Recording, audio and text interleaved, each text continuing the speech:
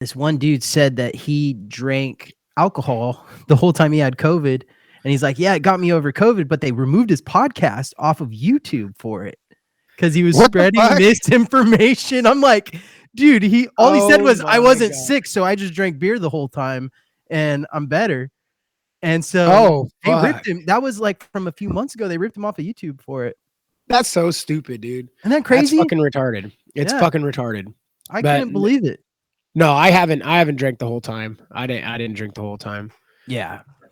What is up, everybody? We're live. Yeah, we're about live. What's up, motherfucker? 30 seconds in. We got the NFL playoffs going on, and we will keep you guys updated for all of our listeners out there watching on YouTube, on Facebook. Everybody watching, we will update you guys. It is halftime right now of the Dallas Cowboys San Francisco 49ers game. It is the third quarter with 12 minutes and 22 seconds. The score is San Francisco 16, Dallas 7. So everyone knows now. So now everyone knows. So let's get into a few things. We haven't been on the air in such a long time. We got to catch up. We're on this is episode 69 for the fans out there and the ladies out there.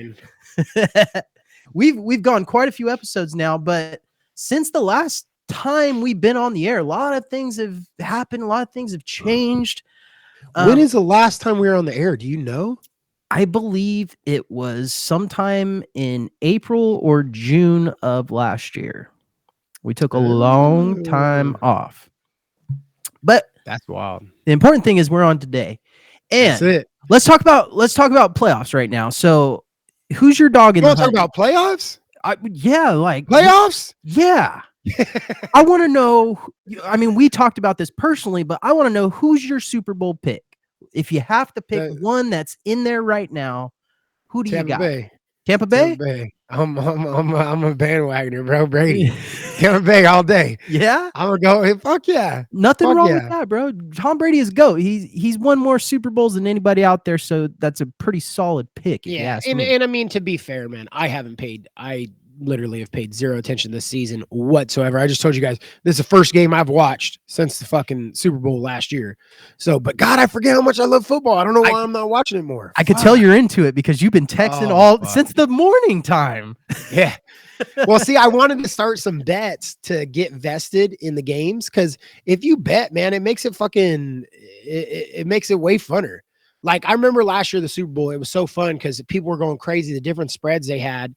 And then someone's like, "No, dude, I just don't fucking score. They don't need to fucking kick a field goal. Fuck this." And, and going off and like, and it was, well, we all had pools going. And then like, yeah, I ended up winning $100 on that Super Bowl, which is weird. I don't ever win shit. Hell yeah. So, yeah. Did you gamble a lot at the Amblers back in the day on football stuff? Fuck no, dude. I never did. Like when I was a kid, I did.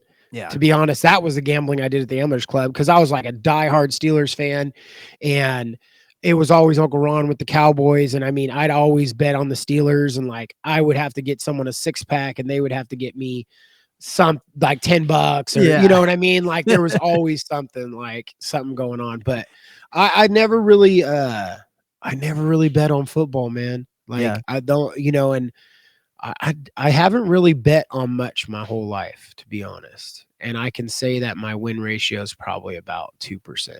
Mainly UFC fights, right?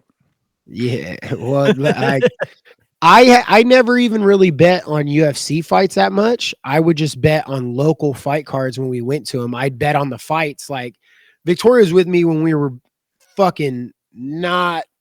Like it was in the middle of Hooked on Endorphins. We went to Tachi Palace and I was betting like $100 a fight. And dude, I lost 3 or 4 fights in a row. Ooh. And then I'm like, I need to stop betting. She's like, please stop. And I was like, fuck. Hey, yeah, that's a good girl right there telling you to stop while you're behind. Yeah. You're not going to get ahead, motherfucker. Yeah. No, it's not working. It's not working. We got Trevor on here. What's up, Trevor? What's up, big Trev? Yeah. You know what I'm saying? He's saying Tampa Bay all the way. Yeah. A lot of people are picking Tampa, man. They look good today. Yeah. They fucking whooped ass, that's for sure. Did they shut him out? I mean, the game was already a blowout, but I don't know if they shut him out or not. Pretty damn close, if not. I mean, most of that game was bad. The Raiders yesterday, I'm a huge Raiders fan. That was torture to watch. Yeah. I seen on Facebook 31 to 15. Okay, Tampa so they over Philadelphia. They took Tom Brady out and they got a few extra points then. But I'm a huge Raiders fan and I was highly disappointed. Yesterday I was looking at Facebook and the Raiders put out this thing and it said, "We just ran out of time." And I got pissed and I said, "Well, that interception at the end didn't help." I didn't watch the game, but that's one of the dumbest quotes ever. Like, we just ran out of time. No shit, every game is. We just ran out of time. It was what I told Bobby right now. The curse of Tony Romo in that booth right now. Like they did this fucking dumbass play, pass and then pass over, and Romo's like, "Oh man, that was a really good play. He just needed to make it work." No shit, Romo. No shit, bro. If the play would have worked, it would have been a good play. Wow, you are a fucking commentary genius. I mean, if the play would have worked, it would have been a good play. That is just groundbreaking knowledge right there from Mr. fucking Choke Romo right there. I love those dumbass sports quotes from the guys in the booth. Oh my dude, God. Like if they would just keep going, they would win this game. Like, no shit. If he would have completed that pass, then he would have caught it. Dude, if they would have scored a touchdown, they'd have got points on the board.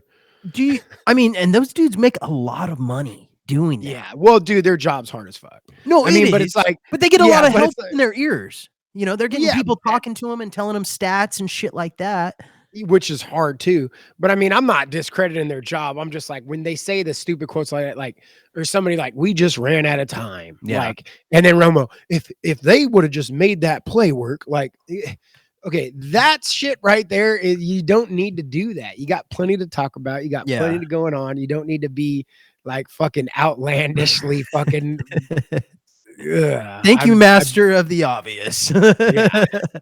Yeah. I mean, I actually don't mind Tony Romo in the booth. Maybe not on Cowboys games. I don't like it. No, he's good. He seems like really biased when the Cowboys are playing. That's the only thing I hate, and I get it. To be honest, he didn't bug me on that because it makes sense and because he's so obviously biased. Yeah. He's not trying to not be biased. That's what bugs me. Yeah. If you have somebody that's literally going fucking like, "Oh no, I'm not being biased," and then they are, that's when I'm like, "Fuck you, dude." Yeah. Well, see, a lot of it, like Troy Aikman, he's a longtime broadcaster and he's been calling all kinds of games, but you listen to him call a Cowboys game and you forget he was the star quarterback there. Yeah. But I think it's just more time in the booth. Maybe Tony Romo will start to lose that because he doesn't have that attachment to the team much anymore. But no, he probably still will because he was never able to actually do anything with the team. So he's probably gonna. You have been hating on these Cowboys all day. I thought it was just fucking with Bobby, dude. I was reading those messages while I was in the this is still just to fuck with Bobby. 100%. All of this is. And I've never liked Romo. Like when he was playing, and I mean, I remember all the Cowboys fans fucking were pissed that Romo got benched and Dak Prescott got put in, and then Dak was fucking killing it. And I used to have to listen to Bobby talk about fucking Romo and how great of a quarterback he was. I was like, unless it matters. I don't think he won a playoff game, right? Dude, I don't know if he ever won a playoff game, but I guarantee he choked in every game he fucking played in. And if it was a win, the defense must have scored. I think so. If anything, he might have won one playoff game. Dude, I watched that guy. I don't give a fuck about his regular season stats at all. It's because what makes someone great in this sport is not your stats, dude. Like it's the ability to fucking close on game day. Like the games that matter, you got to make it count. And Romo never. I mean, it was bad. It was the way he performed when anything was on the line. The master of the choke. He is the worst that I've ever seen in it. And Bobby would just talk about how good he is. Yeah, you would have thought you would have really thought he did jiu-jitsu with how much he chokes, right? Is that a good joke? No, I wouldn't think that he did jiu-jitsu. I think that he would show up to jiu-jitsu class but never learn anything as much as he choked. You know what I'm saying? Yeah. What's up? Get me on. J-Dub, always ready. Get me on. J-Dub's always ready to podcast. I'm going to try to click on something to click on. I was just saying I was going to try to click on something to drink real quick. I need to grab something to drink real quick. Oh, I have my drink right here, actually. While you're grabbing something to drink, I got to update everyone. I fucking have COVID for the second fucking time. I'm pissed off.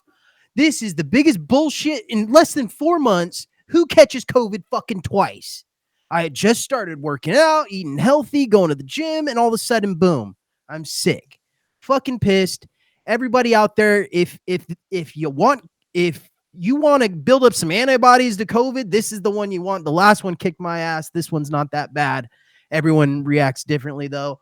So I don't want to get our show pulled off of fucking YouTube. I better be careful on that shit, huh?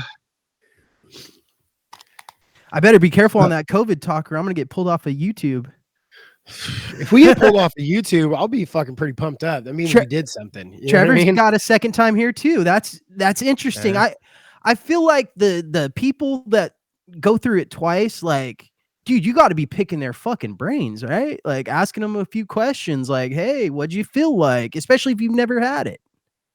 I don't know, man. I think that my mom, through this whole time I've been sick, I felt so sorry for her because the whole week, me and Victoria are out sick and it's like, Mom, we're fine. Yeah. I'm like, your parents stress more than anything. My parents, we're chilling. And I mean, dude, all of her text messages. And then she's like, she would just send me text messages of medicine she bought. And then she'd send me, I have it again, J-Dub. He's like, what bro, the fuck? Yeah, he's like, you kind of need to let me know this, by the way. But dude, my mom was like freaking out all week, like we're dying. And I'm like, she's like, well, how's Axel doing? I'm like, Mom, I told you, like, he has a runny nose. Like, he's fine. Yeah. And I'd keep having to text her. I'm like, Mom, I swear to God, we're not dying. Then I seen her and she's like in tears, like hugging me. I'm like, Mom, nothing dramatic has happened. Yeah. Like, I'm trying to tell you, Mom, we're good. We're good. I caught it back in October and I called my parents because they both had it. So I was just curious, like I wanted to pick their brain on a few of the symptoms I was having. And when I told them, I was chill about it. I'm like, hey, I got the COVID. And my mom started crying. And I'm like, Mom, I'm good. Oh, like, please don't do that to me. Like, everything's all good. I'm a young guy. I'm healthy. I'm I work out. I do things like that to help my body. Like, you don't have to freak out. But I mean, that's just a how good did that feel to say? You haven't been able to say that in a long time, dude. I'm very happy. Like, that's why I'm so pissed off about this fucking COVID is because you've been doing good. You said, good, right? Routine. Started waking up early. I hit the gym. I've been training more jujitsu. Like, dude, I'm feeling great. I'm eating healthy, and now I fucking have COVID. God damn it. I'm so pissed. Dude, that's just part of the thing though. Like, even me, dude, like I'm always up and down no matter what. Like, that's what this really pissed me off. The snow, our work, what we had hit is like all this snow. So we got snowed out of so many jobs, dude. We had so much work stacked up. If we wouldn't have got snowed out of hella projects, we would have fucking crushed it. We would have started the year, bro, like with a lot of money in the bank. Yeah. Instead, everything got pushed around, everything got moved. Then right when we tried to start getting shit caught up, boom, I get took out for a week. Yeah. So it's like, motherfucker, dude, you don't know what's going to happen. And that was, from working out to all this stuff, all this momentum, but it's all good. Yeah. It makes it easier to do better from here. It's crazy because last week it was a slower week at work. Like 3 or 4 people at my office have COVID right now. So I was staying away. I was like, I'm not trying to go around and hang out in the office, like, especially when it's slow right now.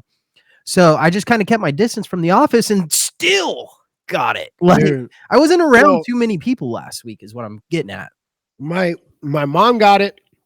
John and Eva got it. Didn't see them in over a week. I mean, up here, dude, it's I never heard of this many people at once getting it up here, but I mean, everyone I talked to, like, so New Year's, there was a party in New Year's, slow down, Chad. There was a New Year's party in Elk River, and apparently everybody that went got it.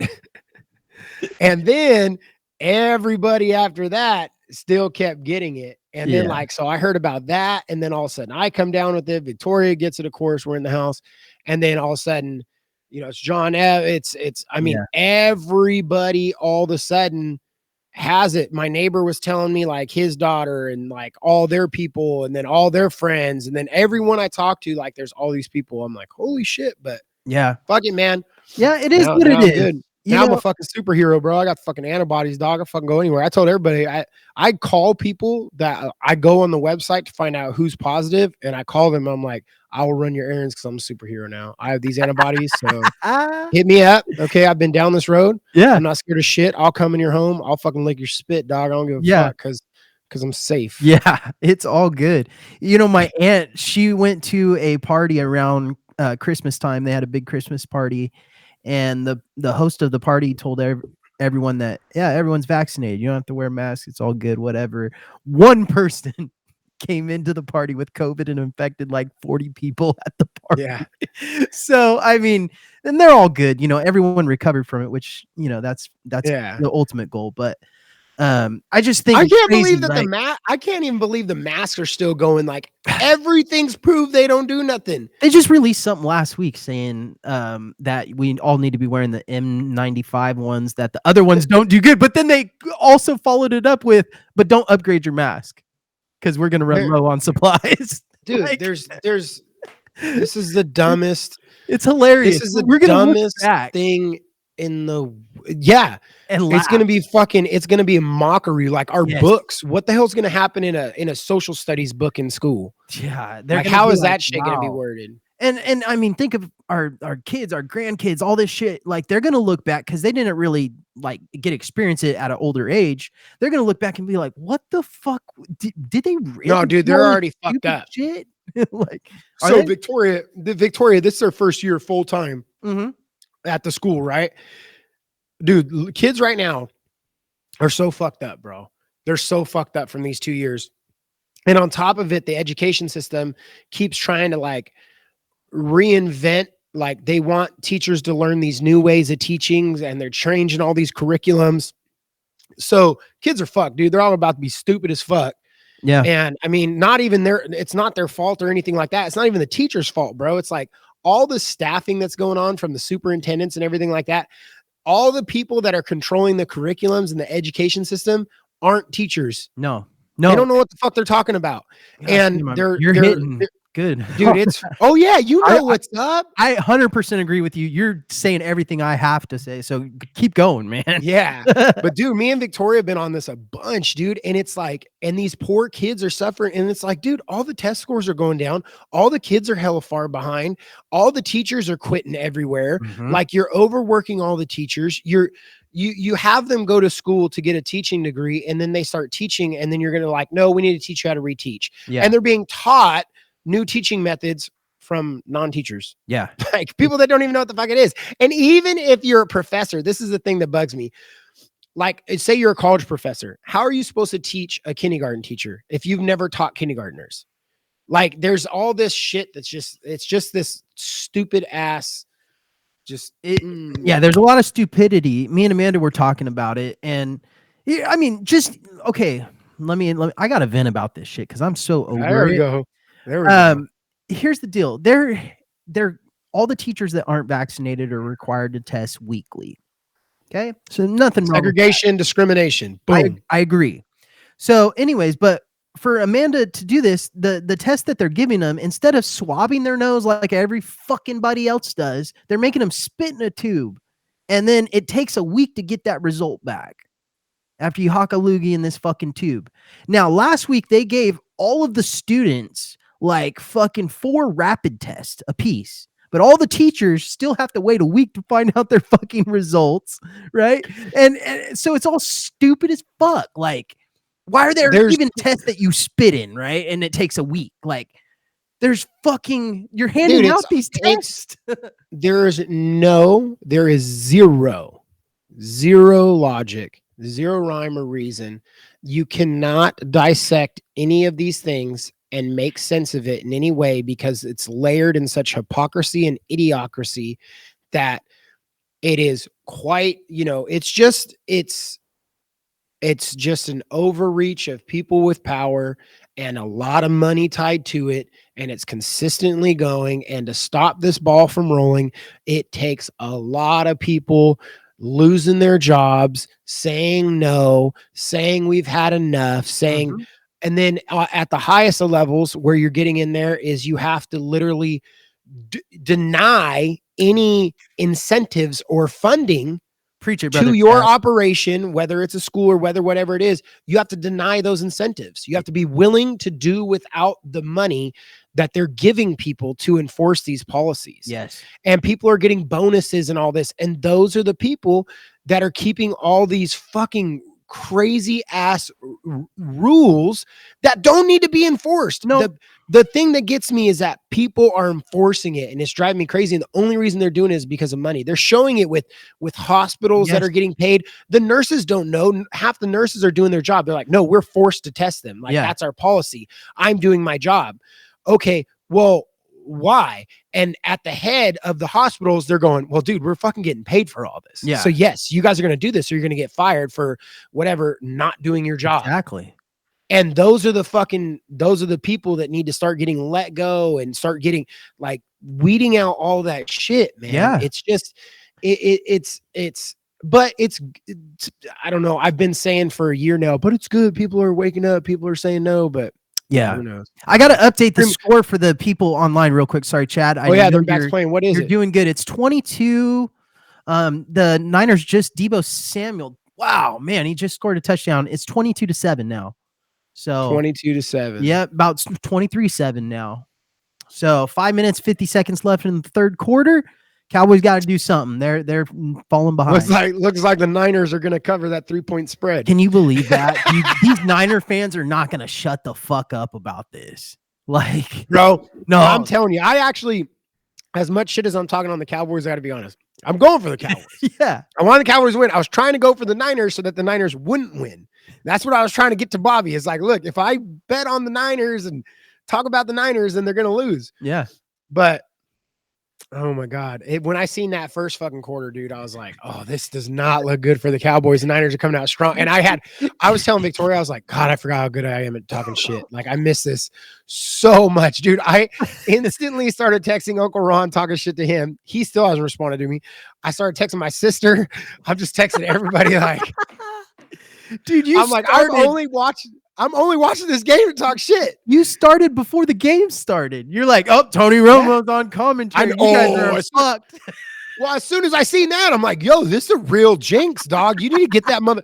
Tony Romo can't be anywhere near the Cowboys on an important game day. Yeah. Like, not commentating, not nothing, dog. He needs to be exiled from the fucking stadium on games of importance. Oh, God. That's it. That is hilarious, though. Yeah. Like, you're not wrong. Like, that's why it's so funny. It's because you got a valid point. That dude has choked every single fucking time. I didn't ask for it to be real. I'm just fucking reporting the facts. That's it, bro. You know Bobby's heated, though, right now. I haven't heard anything in that group message in a minute. Yeah, like, he is nothing. Stone cold quiet. Nothing. Here, I'll text him. Looking good, bro.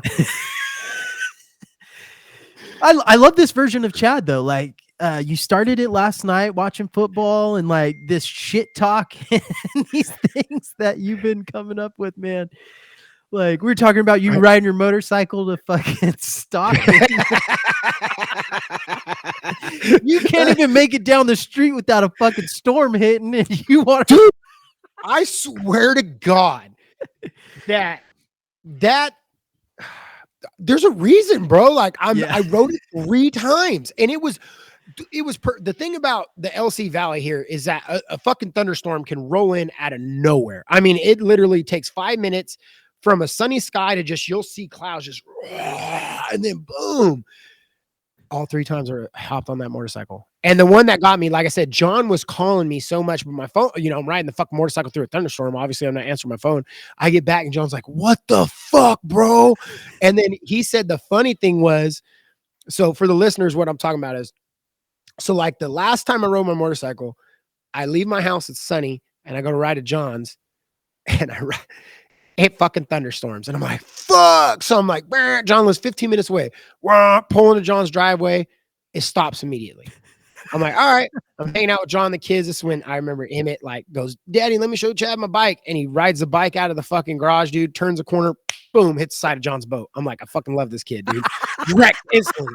Hell excited, bro. Like just wow, side of the boat. Boom. I'm like, oh shit. John hops on the motorcycle, gives both the kids a ride. It's sunny, thunderstorm's gone, just quick downpour, no worries. All right, I'm out of here. Hop on the bike, get down the road. As soon as like about 2 minutes away, dude, getting on the bridge, boom, fucking thunderstorm, rain sideways, fucking hail coming down, just going hell. And I'm like, fuck. And I'm just, dude, I'm riding around. I'm like, what the fuck?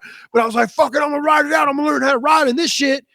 And I just keep riding, and it just got worse and worse and worse until I pulled in. And John's like, dude, what the fuck? He's all, I swear to God, Chad, it stayed sunny in Clarkston. Once you left, like it stayed sunny, and I could see the thunderstorm and the lightning on the other side of the river. You had that kind of luck, though, man. Me and Bobby both said it at the exact same time. God doesn't want you on a fucking motorcycle, man. I don't know why, man. Maybe he saw those videos of you jumping your truck when you were in high school and was like, no. I tell everybody, my mom, when she punched me in the forehead because she thought when I told her I was buying a Harley, man. And, you know, I was 18 then. It made sense. You know, I'm 35, man. I'm mature.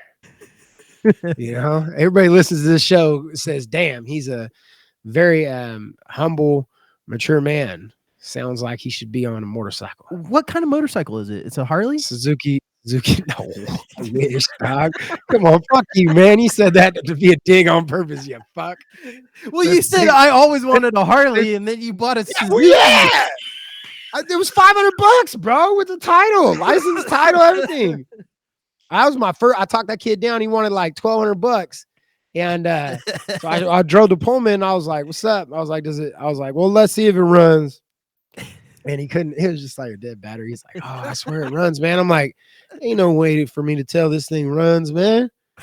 I'm like, I'm gonna have to put some money into this, get somebody to fix it. I was like, I got $500 cash on me. Cause he said, like, yeah, I'm just trying to get some money. I don't ride it anymore. And I was like, all right. I was like, I'm gonna wheel and deal. I'm not good at this, but I'm gonna try it. I got that bitch for $500 with the title. That's a good fucking deal, man. All I did, dude, I put a $100 battery in it. Boom, started right up. Yeah. That poor kid. He got his money though. I'm sure he. Fuck yeah, bro. He's gonna smoke that anyway, man. Does it, man? God damn it, Rico! Of all people to hop on here, look at this picture. I didn't even know Rico Harley follows our page. Does it have tassels? No, it doesn't, man. I put on some fresh new tail lights though, Rico. Some fresh new tail lights, man. It's Oh man, Chad, you're gonna have that. Got thing side forever. Mirrors. You're gonna have it forever, dude. There's no reason to get rid of it if I only paid $500. That thing's forever, dog. Are you looking at it right now? Yeah. Can you show the hands, like just shift the camera just a hair, or is it gonna mess everything up? I can do this. I can do this. Let's see. It's Rico, got a little sawdust. It's got a little sawdust asking to see it, man. Rico's asking about it. Get this bitch out right here. All right, little bit of sawdust on here. Look at that bad boy sitting right there. God damn. Oh man, good parking spot for it. Yeah, that's good. Yeah, Chad, everyone wants to see you ride it. One of these days, the only person I think I've seen ride it is Vern. Oh, on Facebook, huh? Yeah. Yeah, he was feeling good too. Oh man. He made it look, at least he made it look cool. Yeah. Yeah. I mean, one of these days, Chad, the weather's going to clear up. You're going to be able to ride that thing all the way to Elk River. And let's go, man. I better put some tires on that bitch, though. They're all cracked and shit. And I'm riding it, and John looks at him. He's like, dude, don't ride this thing till you put new tires on it. I'm like, what? They ain't blown yet? You know, and then he's like, you don't want that to happen. Trust me. Man, does John have a motorcycle too? Yeah, so he got a Honda 650. And the way it started was it was a bet. We were going to have a bet, but then John bailed, even though he's the only one that did work. So he bought a Honda 650, like a 80 something. This is a 80 something Suzuki 650. And he's like, let's make them like he wanted to make a cafe racer. And he was saying like, let's build 2 cheap motorcycles, and we'll have what is it? We'll get judged on 3 things. We're going to build it and sell it, and we'll have somebody like judge who makes the most money off it. Oh, that's what it was. whoever makes the most money, fan favorite, and then we'll do a drag race. And best out of 3 wins the bet. So then, like, we were starting, and I'm looking for a bike at this time. John already got his. And then I told him my plan, and he quit. He said I take shit too far. So. You do. John's the only one that calls you out on it, but you do. But I wasn't even taking it too far. I'm like, I'm going to win. And then he's like, what are you talking about? And I'm like, oh, well, I'm going to win. He's like, why? I go, well, because I'm going to build the bike in a military style.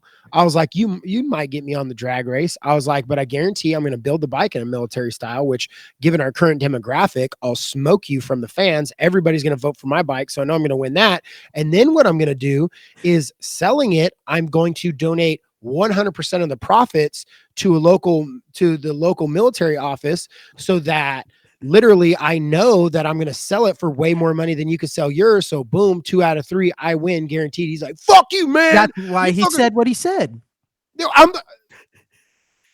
I'm like, dude, he's like, it's supposed to just be a fun bet thing. I was like, you bet me. Yeah. I was like, if you bet me, bro, then the point of a bet is to win. The point of a bet isn't just like, oh, how can I potentially do this and maybe win or lose? No, the point is once the bet happens, it's how the fuck do I win? Yeah. You're very competitive. If you fucking bet me, then we're playing to win, dog.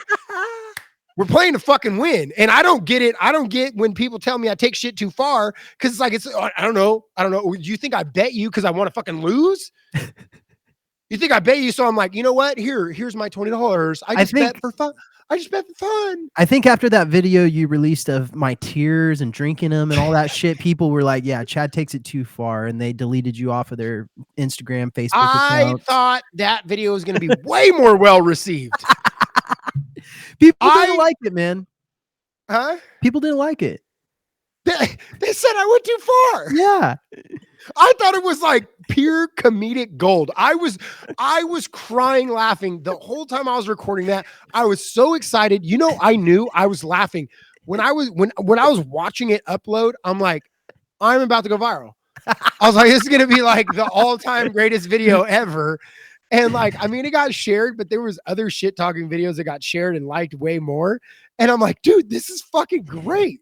I mean, I went through some good effort on that one. I think didn't you almost go viral? Birthday. What? Didn't you almost go viral on like a nose plucking video or something? I've had a few of them. I've had a few of them like that. Yeah. The one that got the most views ever, thousands and thousands of views was at Murata. And it was a random video that I recorded where Victoria was in the bathroom and I have no shirt on. And I hop up behind her and I'm like, hey, motherfucker, what's up? Fucking Sunday, not hungover. But I know why. It looks like I'm fucking her, bro. Because she's been over and she's like, ha. And I'm like in the background and I'm like, yeah. And then, but you could clearly tell we're not boning or nothing. But that's the most views I ever got. That's what's up. That's a good video. People were just watching for a titty. I'm just going to tell you that. They're like, they just want to see Victoria get banged, man. So that's all. She's the number one fan hit right there. You ever thought about an OnlyFans thing? Yeah, I tried to talk her into it. I actually rumor on the street is you guys have one. No, that's what I said. I've joked with her so much, like, hey babe, fucking, can you imagine like we'll do one of those porn channels where it like doesn't show our faces and shit. I was like, but for some reason I feel like I'm gonna get this text from Bobby and Dave be like, hey, you guys, come on. Hey. We know this is you. Oh my God. Bobby would be the first. He'd send it to me privately and then he'd be like, dude. Dave's like, Chad, how can you make the same exact sounds during sex that you make when you're eating a double cheeseburger? This is ridiculous. Oh my God. So we actually do have a guest this week. We have a good friend of ours going to be joining us in the next couple minutes. He's got a big tournament coming up, big jiu-jitsu match. You know what's crazy? I was thinking about this, man. I listen to our old episodes occasionally, and he's been brought up on this show 5, 10, 15 times, and he's never been on it. Like, we've talked about the story of him going to jail with Greg and fucking him partying with Kenny, and he's been brought up a ton of times on this show. It's time. It's time. It's time. You know why? Because since November, Ozzy's a new man. He is. And we got to talk about what we did to him on the air. So let me get him on the line. We're not going anywhere. Let's call him up and see where he's at. What you got on that, Rico? Can you hear him okay, Chad? Hello. Hey. Hey, what's going on? What's up, brother? Not much, man. How's it going? Can you hear him okay, Chad? I can hear him okay. He sounds so coy on the phone. Ozzy, what's up, bro? What's going on, Chad? How you doing? Good, man. Good. God, you got like a phone sex operator voice, bro. He does, doesn't he? It sounds so smooth. Look at the smile on my face. I'm excited. Yeah, that's what I'm talking about. What's going on, fella? Right. Dude, we wanted to get you on. I was just telling everyone before I called you is we've talked about you probably 10, 15 times on this show, telling different fun stories from back in the day, talking about you riding jet skis with Greg and all the fun times with all that stuff. But you've never been on the show, and you got some big things going on, brother. And that's really why I wanted to get you on, man. I'm excited. You're getting out there, getting in the jiu-jitsu scene. And you're stepping up, man. You got a big match coming up at the end of the month. Let's talk about it. Yeah, man. Thank you. Yeah. Been training a lot more lately. Time to get serious. Been wanting to compete, and had an opportunity to put in for this match on the 29th with Art Suave Elite. And I got a matchup coming up. No gi. That's my thing right now. Being able to train most of the time is about 3 or 4 days a week right now. And on my days off, I'm doing other stuff. But yeah, man, I feel ready. I feel more ready than I ever have. Hell yeah. And you just competed not too long ago in the Jiu-Jitsu World League, correct? Yeah. I did that back in I don't remember. A few months I think back, it was. Yeah. And so getting back into this, like I know that Jiu-Jitsu World League match was one of your first ones in quite some time. What do you like about doing these one match, like super fights or super matches, they call them? Well, this will be my first one, but so far what I like about it is I'm able to focus on one match, one person, one thing. So it's a 7-minute match at the blue belt no-gi level. So I'm pushing myself real hard, maximum for a minimum of 7 minutes, at a time. And it's nice because I'm able to push myself and really focus on just that one thing, that one person. And I have a lot of people around me too right now that are helping me just focus on that one thing. And I feel like the tournament might overwhelm a little bit. I think that's what happened to me the first time, but man, I can't believe how much more ready I feel this time. It's crazy. It's always good, brother, to get a match under your belt before you do something a little bit bigger or whatever. It's nice to get those jitters out. And yeah, absolutely. Yeah, and I think that's what happened there, in that Jiu-Jitsu World League tournament. It was a good eye opener, back into the competition world. So I'm gonna definitely probably be looking to compete in there again in February, actually. So keep an eye out for that. I'm planning on trying to compete more often, more frequently. So yeah. And go ahead, Chad. How long have you switched over to the no gi side? Because your last comp was gi, correct? So what made you make the choice to no gi, and how long have you been focused no gi? I switched mostly no gi back when I started training in Manteca with Cesar Gracie under Darren Cooley and Sean Cerveny. And I did a lot of no gi there, and that was my focus. I only did my gi competition on the tournament just because that's all I've ever competed in is gi. And that was just kind of me coming into a tournament ill prepared, thinking, I'm comfortable in the gi. But in reality, I'm more comfortable no gi. So I trained no gi for the last 6 years, mostly, probably about 80% of my training. So I'm excited to see what I can do in the no gi. And you're now with are you still with Manny at Strive now, or do you still cross train with Whitey, or? No, at the moment I don't. Open Mat Academy comes up sometimes from Tracy. That's Chris Cardona. He's out there with his dad, JR. They own that, and they come up and do some open mats with us and everything like that. So we cross train with Tracy fighters sometimes. Lately they've been doing a lot of cross training with Stockton Jiu-Jitsu Academy. Great academy there. But I'm all at Strive right now, and I've been living in Lodi for a few years now. I don't plan on going anywhere, so that's where I'm going to stay. Hell yeah. You got fucking Manny's little DAR sequence down or what? I can't tell any secrets, brother. Manny has like I liked when I was there rolling with Manny from time to time, just the difference. He's pretty good, man, at switching from gi to no gi and his instructions between the two, and actually kind of having like a different system for each, which is kind of rare to find sometimes. Typically everybody's so tailor made towards one direction that it's nice to find a coach. I liked the way he instructed, and I like the bodies that were in there. So it's cool that you're over there, man. It's nice. It's funny you mentioned that, because that's one of the main reasons like I feel so comfortable there. I've trained a lot, and I've trained at a lot of academies under different black belts and stuff, and I respect every one of them, and I've learned from every one of them. But for some reason, when I first stepped into Strive and I started learning from Manny, it just something clicked. Like it just the way he teaches really clicked with me, and I'm stuck. I'm there. Like I feel like I got my best opportunity with Manny. So that's not to say anything about anybody else at all. I think that I have that connection. I feel like when he teaches, it makes sense. You know what I mean? You got to train with where you feel that too, where you feel comfortable, because everybody has a different style and everyone has a different thing they're looking for. So when it comes to like actually sticking with the gym, you got to stick with what works for you, And Manny has 100%. Manny has a beautiful facility. You took me over there the other day, and they're even, got that next door workout room. And I mean, it's awesome over there. Clean place, beautiful place. Like he's got a good thing going. Yeah, and he's expanding. He's expanding his classes and everything too. He's doing combative jiu-jitsu. He's been doing training himself. He's still furthering his knowledge and trying to bring it back to the academy for us. So it's great to have that too, to have an instructor that himself is seeking more knowledge to give to us still, and it's amazing. I love the environment there, and the people there are so supportive.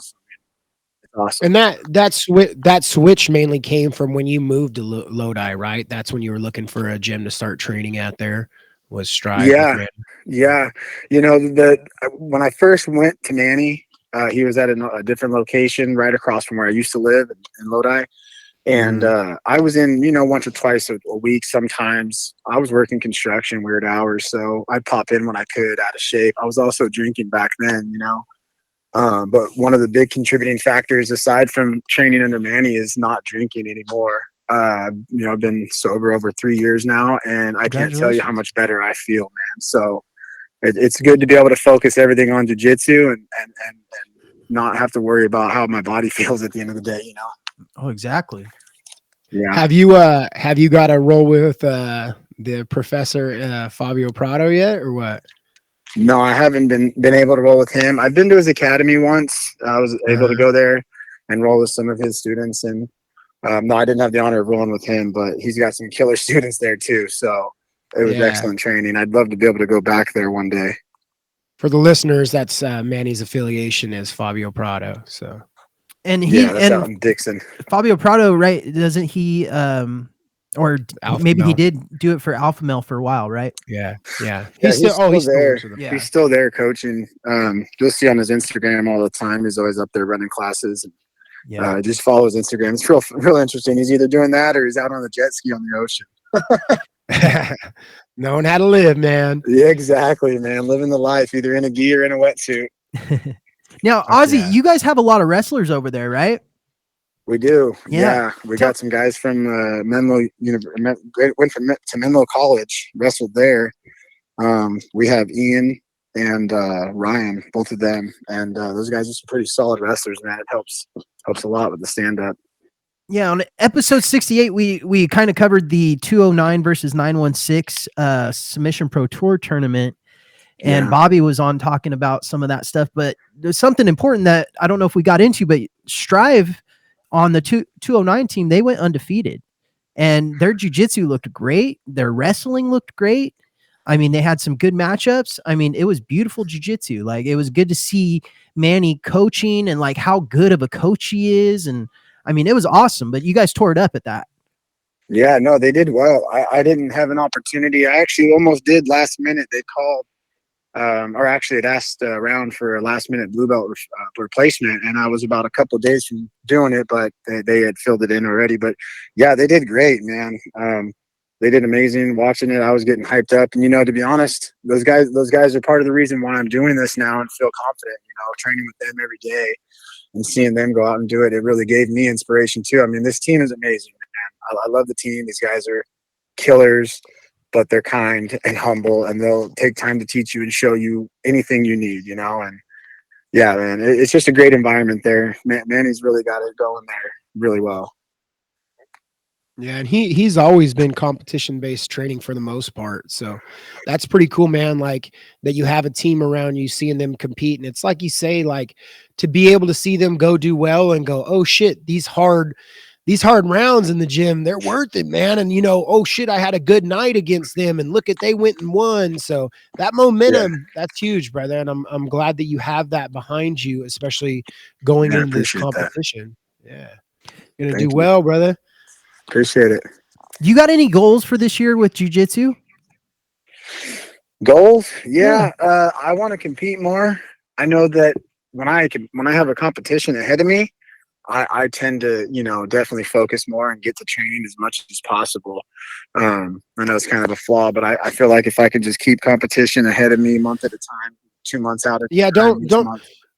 Don't look at that as a flaw, man. I'm the same way, but I say it like all the time, right? Like, what does everybody say? They say set goals, and then on your goals, set milestones and everything. So those dates are just milestones to your goals, man. Like, if you just keep setting those dates, then you're going to stay motivated. The good thing is that you know exactly what it takes to keep you driven, to keep you moving forward, and that it's not focusing on the losses or anything like that. Like, what you want to do, and to keep you vested and to keep you training harder. If it takes competition and a date and you're doing that, then fuck, bro, you're doing good. You're moving forward.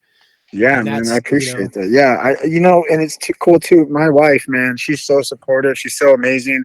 We've talked about, me going back to jiu-jitsu, and she's so supportive. She tells me, hey, it's Wednesday, there's training, right? Why don't you go? And having her push me like that too.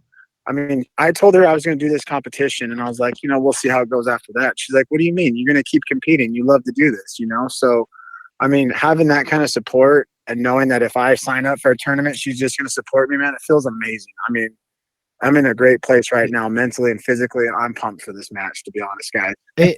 It's amazing. It's amazing how much that matters, how much our women in our lives see what makes us actually happy. Like, they see it more than we do. Yeah. Absolutely. We know we feel absolutely. Yeah. We know we feel good, but they're like, no, you better keep fucking doing this. I like this guy. Yeah. That comes in the door. Yeah. I like this guy. Yeah. At my tournament, man, I lost my first match. I gassed. Whatever excuse, whatever it was, I lost. Right. That's what matters, right? Yeah. I come off the mat. I'm down. I'm out. I'm upset. And she comes over. Oh, well, hey, you're fine. You love doing this, right? And I was like, yeah, I do. She goes, then you do this because you love it, right? Yeah, I do. She goes, okay, just remember that. We're here. We love you. And that next match, I walked out on that mat more smooth, more confident, and more relaxed than I had ever felt. And I won. Yeah. I won via armbar, and I don't know, like a matter of 30, 40 seconds. So just having her support, man, and my family behind me is huge. I mean, I feel like I'm completely blessed right now with my team, my family, my mental state right now, Chris, that's one thing you brought up and I wanted to touch on a little bit. I don't know if you're watching or if maybe some family or friends are watching, but I got the picture of you and your dad up there because I know how important that is and how your dad is like, so important to you and how like you guys have each other, and not only your dad, but your son. And now your son's training jujitsu and how that affects you and how, that's every man's dream who does jujitsu is they could have a son or a daughter that can grow up and do jujitsu with them. And that's what you have right now. And, it's a good thing, like having that family support. Yeah. I mean, my son and I, we watched Manny and we watched Meredith on TV on Flow Grappling when they were on. And I had, Preston in there sitting there watching with me because he had started jiu-jitsu. He's like, wow, that's so cool. And when I told him, hey, daddy might be able to do something like that one day this year, you think that'd be cool? Oh man. Yeah. I mean, in his eyes, man, they lit up like, you're going to be on TV. And I mean, yeah, it's just Flow Grappling. It's just a little live stream, but in his eyes, it was amazing. And that to me just lit a fire, man. So you're absolutely right. I mean, family in general, my dad, everybody, you guys know the story, the backstory and everything, that's what drives me now. And I think before, when I was drinking, I used to do it because I wanted to go out and party and look cool. But now I have a different reason I do it for, and I feel like I'm 100% more dangerous than I was 5-10 years ago. Yeah.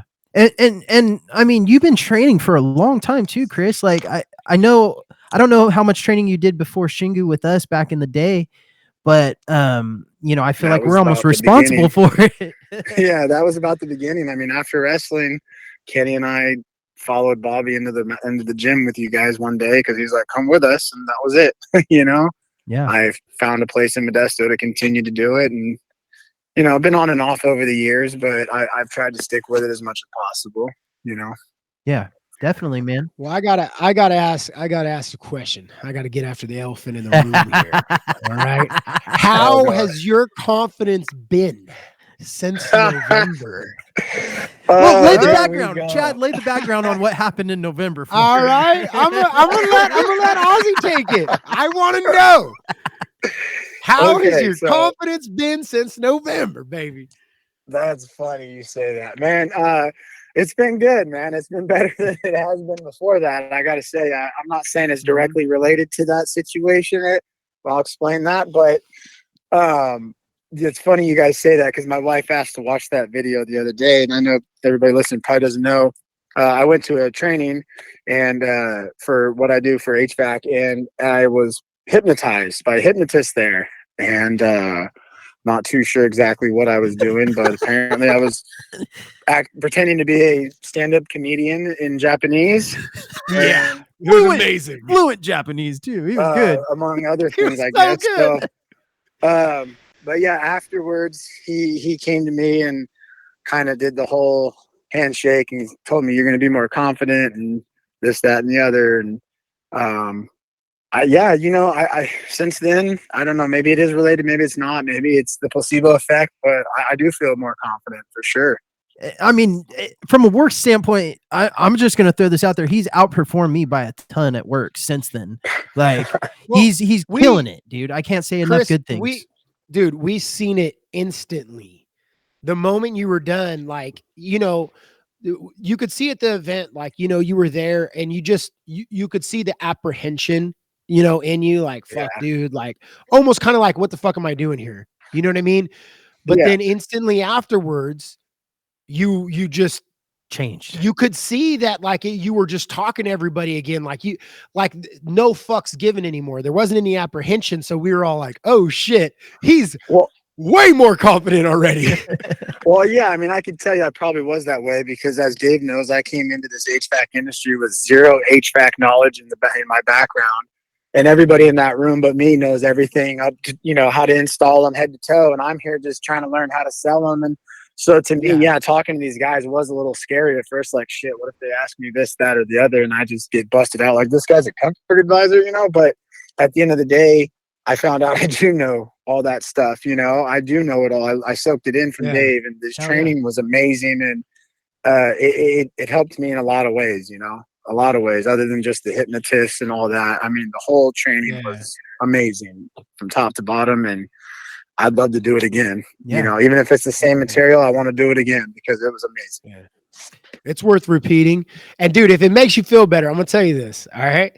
So before the hypnotist show started, I talked to the hypnotist and he asked me something. I go, "Oh, I did a motivational speech this morning." He goes, "Oh yeah, how'd you do?" I said, "Well, I got lost in my story, to tell you the truth, man. I didn't like hit my key points and I ran too long." I go, "I thought I was gonna speak too fast and like burn up all my speech quick, like too quick." I go, "I ended up taking way too long." And he starts shaking, dude. That's when he sucked me in, dog. Dave's seen it. So I'm talking to him. I'm like, and he's like, "Well, here, I'll tell you a trick. Frank Sinatra." And I can't remember what he said about Frank Sinatra, but it was some trick. And then he points to his watch and he keeps going on about, there's a way to manage time. And he looks at me and then he goes, "I'm going to do this show for you. This show's for you. Okay. You're going to learn how to keep time. You're going to watch how to keep time on stage. You're going to know how to do." And he's going through all this stuff. I'm like, all right. And then after the show, I went up and he's like, "Now you caught all that, right?" And I'm like, Yeah. Dude, I don't know what I was saying. Yeah, to, bro. See, what he did, though, I caught this. I don't know if you caught it, but he said, you got all that, right? And you're going to be better with your time. And he touched you. And that's what he kept doing with everyone when he was hypnotizing them. He would touch them and put them into hypnosis. To me with the confidence thing, too. Mm-hmm. Yeah. So then next thing I know, I carry his fucking bags out to his car for him. And like, I wanted to put them in his trunk, but he said, just stop. And he put his hand up. He's like, nope, right there's good. Set him down. And I'm laughing because I'm like, I would never, I would have put the bags in the trunk. Like, I wouldn't have let this dude man, bro. You know, huh? At least you didn't dance with another man. No. Yeah, but what I'm getting is, dude, so I come back and I've been upset, bro. I have all these. So I bought different time journals. I started reading about time blocking. I've been obsessed with scheduling for my company. Like, all I can think about is that everything that I have in life and all the opportunities that lay in front of me, everything is absolutely 100% achievable. And the only detrimental thing that could happen to me is a misuse of my time. And that if I could learn to schedule and book my time accordingly and utilize time management to the fullest extent, I can make every single one of these things happen. So I've been obsessed with time and scheduling. And I'm driving, dude, it was like probably 3 weeks ago, and I'm driving, I'm like, oh, motherfucker got me, dog. Yeah, so, dude. Like, and it's like, thank you. Like, tight. I'm happy I got gotten. I would have danced with a man for that. Hey. I mean, I'm not gonna lie, I forgot all about it till you guys brought it up, and I was like, oh yeah, I forgot about all that. How embarrassing.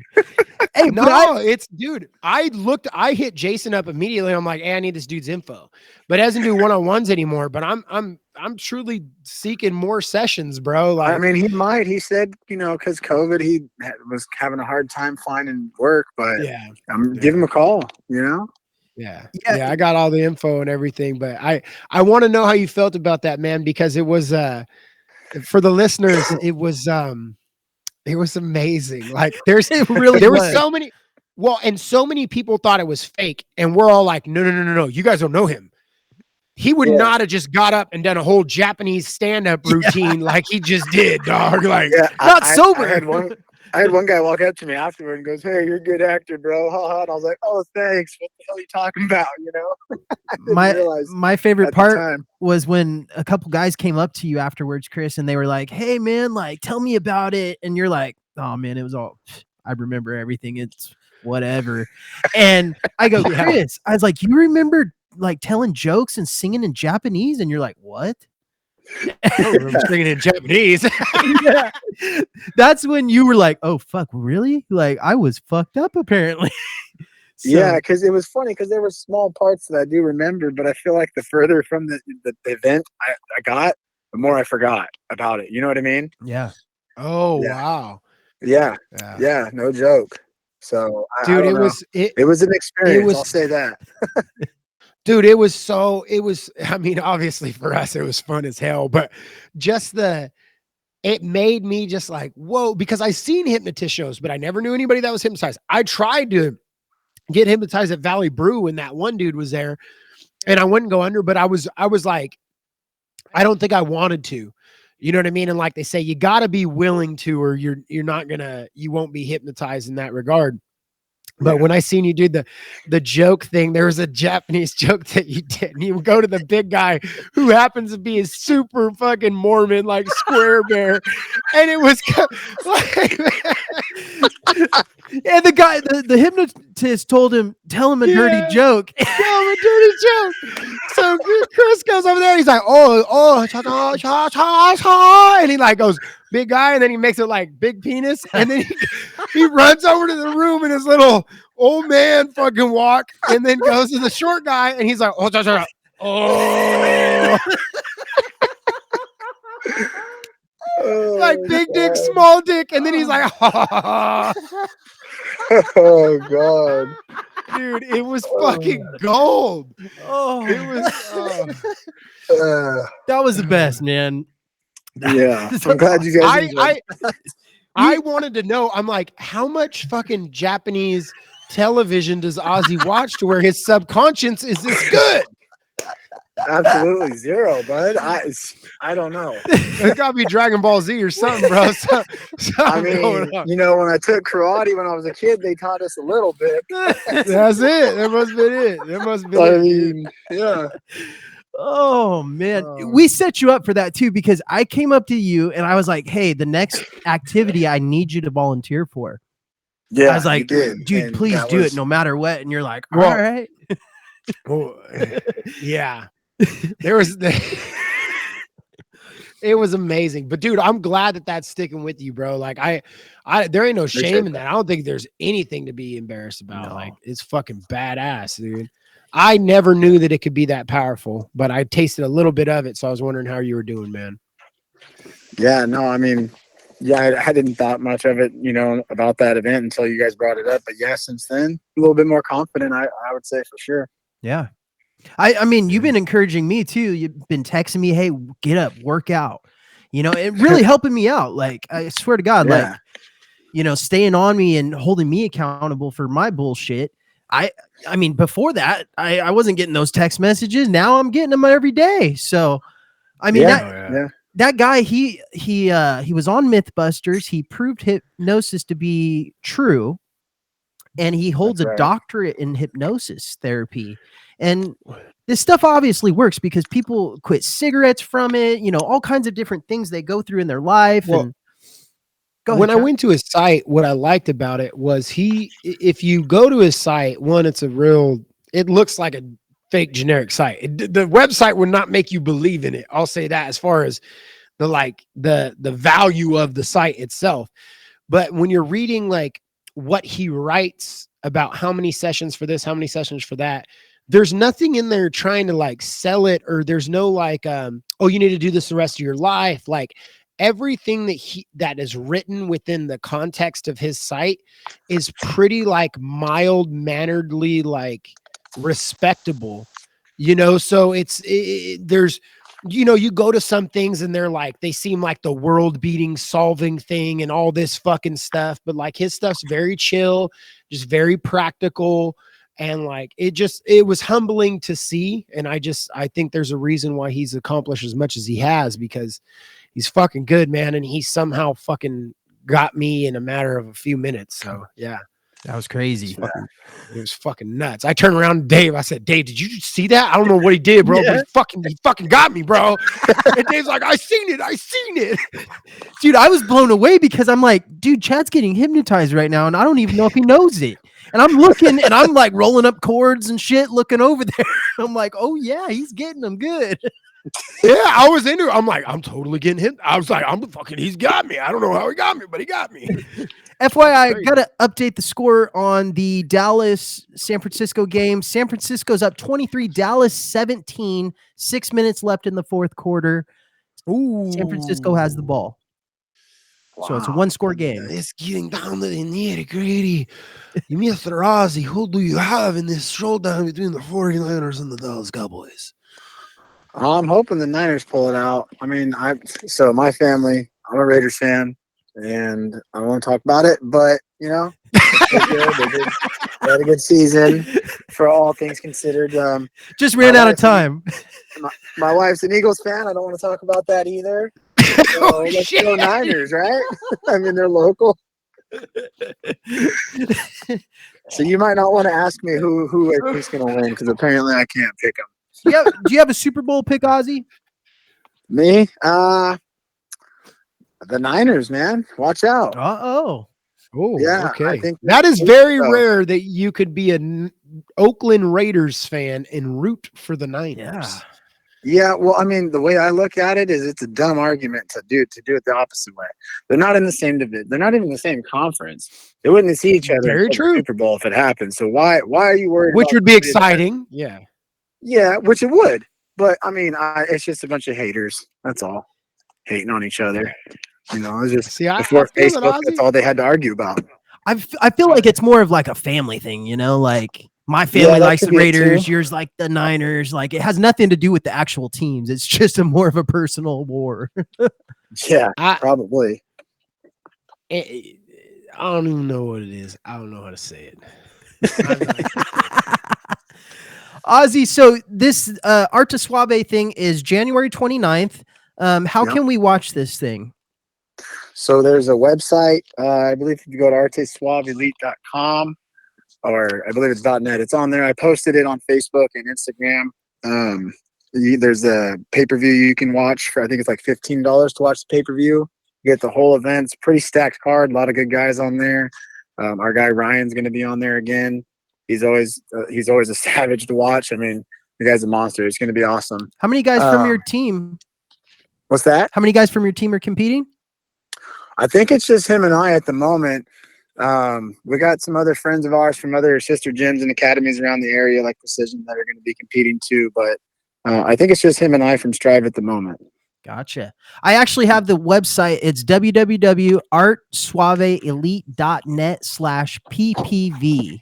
And that's how you can watch it live on pay-per-view. Or if you're in Northern California, it's going to be in Carmichael. You could go watch it live. That's where I'm going to be. I'm going to be there. You could say what's up to Center and the Saint. We'll take some pictures, have some fun. I believe they might even have some drinks there. So I might be having a real good time at this thing. But you're going up against Andrew Munns, and it's a no-gi match. We watched a little bit of footage on the guy. He looks a little bit bigger than you. Do you have a strategy you're going with? Any kind of mindset you're going with, or? I'm just going to go in there with the same mindset. I'm going to go into every single match going after that. That's just going to be pressure and attack. I'm here to do one thing, and that's submit you. I'm not here to score points, even if it's a point tournament. No, I'm here to submit you. So I'm just going to put the pressure on and see whose cardio is better. Hell yeah. Yeah. Anything else you want to get out here to the listeners before we let you go, Chris? No, I do appreciate it. Everybody tune in. Arte Suave is a really great organization. They donate a lot of their proceeds to local charities and organizations to help out.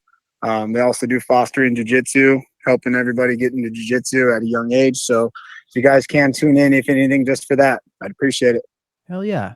And once again, man, thank you from the bottom of my heart for being on the show this week. Like like I said, you've been on this show multiple times. You just don't realize it unless you listen to some older episodes, brother. Yeah, no, I appreciate it. I'm always available anytime you guys want to chat. Yeah, and we're rooting for you from Center and the Saint, man. Appreciate it. Thank you. All right, brother. We'll let you go. Have a good one. All right, have a good one. All right.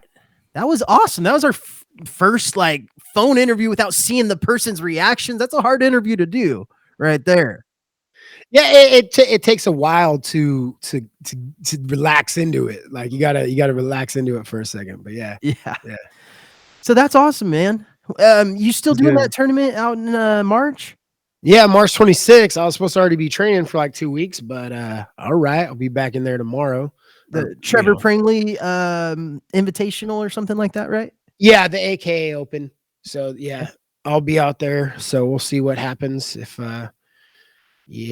See what happens. Yeah, it's exciting, man. Just get out there and do it. Let's fucking see. Oh, I'm just gonna go out there and do the damn thing. I'm just staying in gi. I know I'm not gonna sign up for fucking no gi again, but a lot of the guys are talking about competing on this one. So yeah, hopefully it's fun, man. Yeah, I mean it was good last time. I was so fucking nervous last time, but yeah, this will be good. And I'll train more for this one. Last time, I mean, I fucking dominated, but I didn't get to train near as much as I was planning on. So that's it.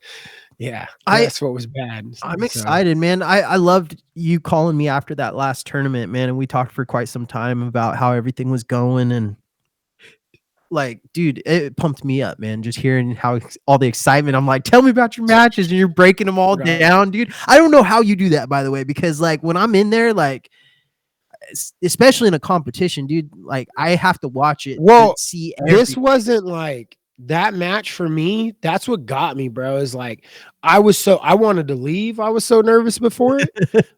Straight up. Remember I called you and Bobby and shit, and I didn't know anybody, and I'm just dude, I don't belong here. This is stupid. I don't know what I'm doing here.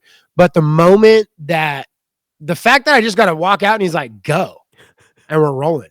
I'm like, oh, this is tight.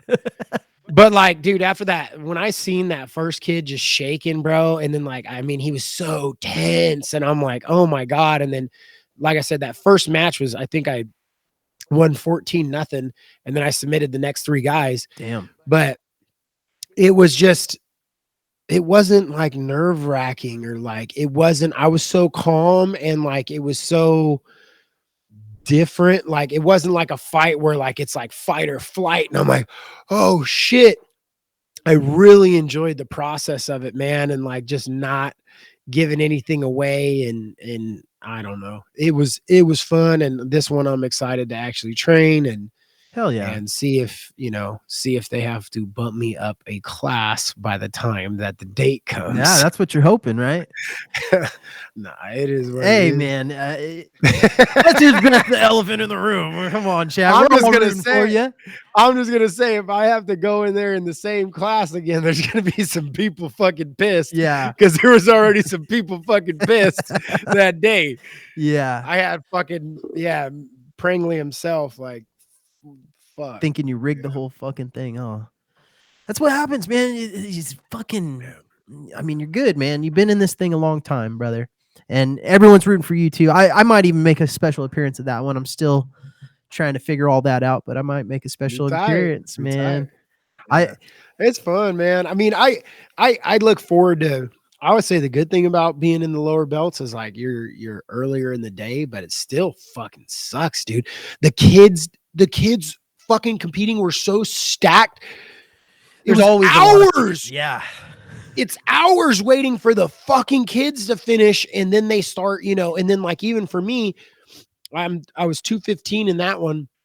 So they're starting with the white belts, but it's all the way from the lowest weights up to the highest weight after all the kids. And I'm like, fuck, that's why dude, I was like, I left. I really wish, man, they would start doing the kids on a different day than the adults, because the adults, I mean, unless your kid's competing and that's all you got going on, they're not really. It's just, these kids were fucking psycho, bro. There's always good kids too, and there's good matches, but it's just too much for one day, in my opinion. It is the longest day. Like, I left early and it was too long of a day for me. And I didn't even show up until like I showed up like an hour and a half before, or 2 hours before they said my match time, because you have to weigh in an hour before. So I was there technically an hour early. I didn't fucking roll for like 6 hours. Like, it was fucking retarded.